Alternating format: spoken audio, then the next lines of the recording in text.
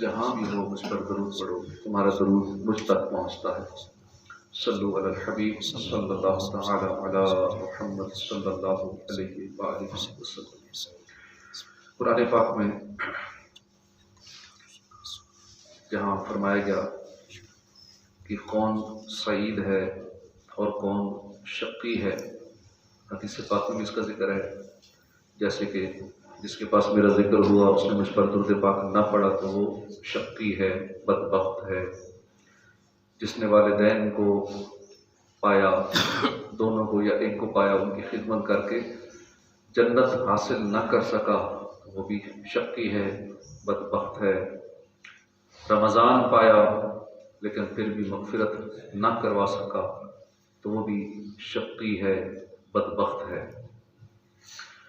تو یہ حدیث پاک میں بھی الفاظ ہیں، قرآن پاک میں بھی ہے کہ دو قسم کی قیامت والے دن لوگ ہوں گے، فَمِنْهُمْ شَقِيٌّ وَسَعِيدٌ، شقی ہوں گے، بدبخت ہوں گے، یا پھر خوش نصیب ہوں گے یا سعید ہوں گے۔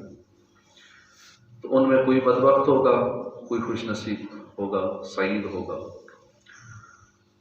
تو اللہ پاک ہمیں خوش نصیب لوگوں میں، سعید لوگوں میں شامل فرمائے۔ جیسا کہ ہم نے سنا تھا کہ ان کی نشانیاں کیا ہیں، جو خوش نصیب ہیں ان کی نشانیاں ہم نے سنی تھی کہ وہ نیکی سے محبت کرتے ہیں۔ جو سعید ہیں، خوش نصیب ہیں، وہ نیکی سے محبت کرتے ہیں، نیکوں سے بھی محبت کرتے ہیں، خود نیک بننے کی کوشش بھی کرتے ہیں، اور اگر کوئی نیکیاں رہ جائیں اس پر دکھی بھی ہوتے ہیں۔ ایک تو یہ علامت تھی۔ دوسری نشانی ان کی یہ تھی کہ نیک کاموں میں چستی دکھاتے ہیں، نیکیوں میں چستی دکھاتے ہیں۔ ابھی کرتا ہوں، کل کرتا ہوں، ٹھہر کر کروں گا، ایسی طبیعت نہیں ہوتی، نیکی کے کام فوراً کر لیتے ہیں۔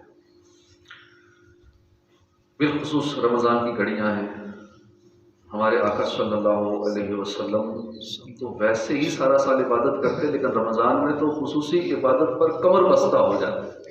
ہم اپنی کیفیت دیکھ لیں، اب جن کو عبادت کی حاجت نہیں ہے وہ ویسے ہی جنتی ہیں، جن کے صدقے جنت ملتی ہے ان کی یہ کیفیت کہ رمضان میں عبادت کے لیے کمر بستہ ہو جاتا ہے۔ جو بخشے بخشائے، بخشوانے والے ہیں، گناہوں سے معصوم ہیں، ان کی یہ کیفیت اور ہماری حالت کیا ہونی چاہیے؟ تو ایسے گناہ گار لوگ ہیں، ہمیں اللہ پاک بے حساب جنت میں داخلہ عطا فرما دے، اس کا کرم ہے، ورنہ ہمارے اعمال ہمیں پتہ ہے کیسے۔ ہمیں زیادہ حاجت ہے نیکیاں کرنے کی، لیکن پھر بھی غفلت، سستی نہیں جا رہی، رمضان گزرتا جا رہا ہے۔ نیکیاں تو دور کی بات کہ رمضان کی بے حرمتی کتنی ہو رہی ہے، رمضان میں بھی گناہوں سے بچ نہیں پا رہے، بدنگاہی، میوزک کی آواز کانوں میں چلی جاتی، کہیں نہ کہیں سے بچنے کی کوشش بھی اکثر نہیں کرتے، اور بہت سارے گناہ زبان کے ذریعے ہوتے ہی رہتے ہیں۔ تو اگر اللہ ناراض ہو گیا رمضان کی بے حرمتی کے سبب، کیونکہ رمضان میں گناہ کرنے سے ایک سال کے اعمال برباد ہو جاتے ہیں، تو ایک گناہ کے سبب اگر سال کے اعمال برباد ہو گئے تو کیا بنے گا؟ ہم سے تو دن بھر میں کتنی غلطیاں ہوتی رہتی ہیں، کتنے گناہ کرتے رہتے ہیں۔ اسی طرح خوش نصیب لوگوں کی ایک اور نشانی ہے کہ وہ وقت کی قدر کرتے ہیں۔ جو قیامت والے دن سعید ہوں گے وہ وقت کی قدر کرنے والے ہوں گے۔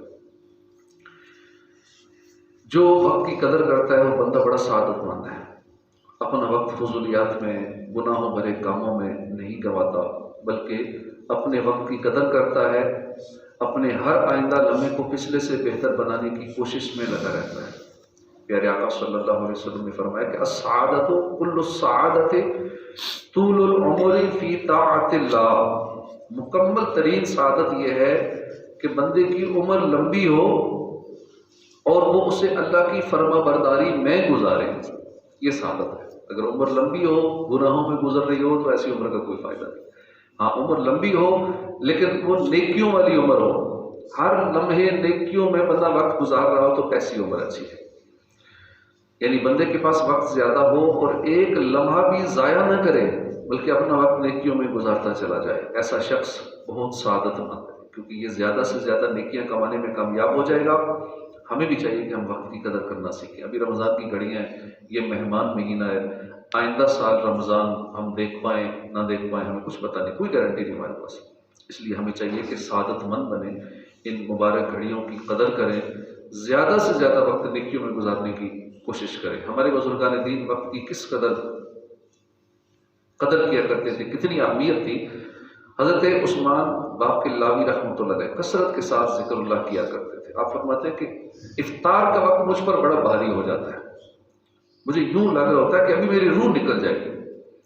اب آپ کو ایسا کیوں لگتا تھا؟ توجہ سے سنیے۔ فرماتے ہیں چونکہ افطار کے وقت کچھ کھانا پڑتا ہے، اب جتنی دیر کھانا ہے میں ذکر اللہ سے محروم ہو جاتا ہوں۔ کیا شان ہے! اندازہ لگائیے کہ یہ نیک لوگ وقت کے کتنے قدردان تھے۔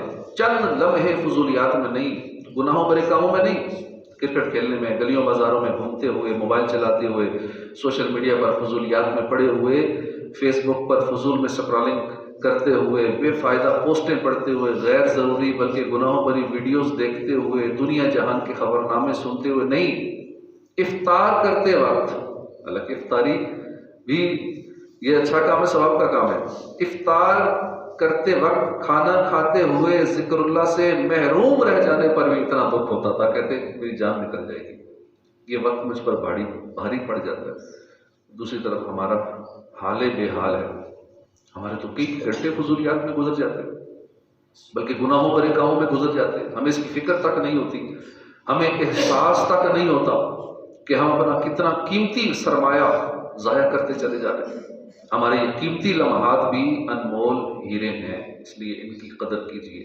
علامہ ابن جوزی رحمۃ اللہ علیہ بہت بڑے عالم دین گزرے۔ ایک مرتبہ آپ نے اپنے بیٹے کو نصیحت کرتے ہوئے فرمایا کہ بیٹا جان لو یہ دن گھڑیوں کا مجموعہ ہے، گھڑیاں سانسوں کا مجموعہ ہے، لہذا ہر سانس ایک قیمتی خزانہ ہے، بیٹا بچنا کہ تیری یہ سانس بے فائدہ نہ گزر جائے، ورنہ قیامت کے دن تیرا خزانہ خالی ہوگا اور تو شرمندہ رہ جائے گا۔ والوقت انفس ما عنیت بحفظہ واراہ اسہل ما علیک یدیہ، یعنی وقت ایک نفیس ترین چیز ہے جس کی حفاظت کا تمہیں پابند کیا گیا ہے، جبکہ میں دیکھ رہا ہوں کہ یہی نفیس ترین چیز، یہی قیمتی ترین چیز تم بڑی آسانی کے ساتھ ضائع کر رہے ہو۔ خلاصہ کلام یہ ہے کہ قیامت کے دن دو ہی قسم کے لوگ ہوں گے، فَمِنْهُمْ شَقِيٌّ وَسَعِيدٌ، یا شقی ہوں گے، کوئی بدبخت ہوگا اور کوئی خوش نصیب ہوگا۔ شقی جہنم میں جائیں گے، یعنی بدبخت لوگ جہنم میں جائیں گے، سعادت مندوں کو جنت نصیب ہوگی۔ ہم نے کوشش کرنی ہے سعادت مند بنے۔ سعادت مند بننے کی مختلف نشانی ہے، مثلا جو سعادت مند ہو وہ نیکیوں سے محبت کرتا ہے، نیک کام کرنے میں سستی نہیں دکھاتا، چست رہتا ہے، وقت کی قدر کرتا ہے، فضولیات اور گناہوں بھرے کاموں میں وقت ضائع نہیں کرتا۔ اس طرح دل کی عاجزی اور انکساری، اولیاء کی محبت، اللہ سے نیک گمان رکھنا، مسلمانوں کی خیر خواہی یعنی بھلائی چاہنا، گناہوں سے بچنا، اللہ کی رضا میں راضی رہنا وغیرہ بھی سعادت مند بننے کی علامات میں سے۔ ہمیں چاہیے کہ ان باتوں کا لحاظ رکھ کر اچھے طریقے سے رمضان گزارنے کی کوشش کریں، انشاءاللہ بہت برکتیں نصیب ہوں گے۔ اللہ پاک ہم سب کو عمل کی توفیق عطا فرمائے اور وقت کی قدر نصیب فرمائے، وقت ہم ضائع نہ کریں، ایک ایک لمحے کی قدر کریں، ذکر و درود میں گزرے، تلاوت قرآن میں گزرے، کوئی لمحہ فالتو نہ گزرے، کوئی وقت ایسا نہ گزرے کہ جب ہم کوئی نیک کام نہ کر رہے ہوں۔ اللہ ہمیں توفیق نصیب فرمائے، آمین بجاہ نبی الامین صلی اللہ تعالی علیہ وآلہ وسلم۔ سورہ یاسین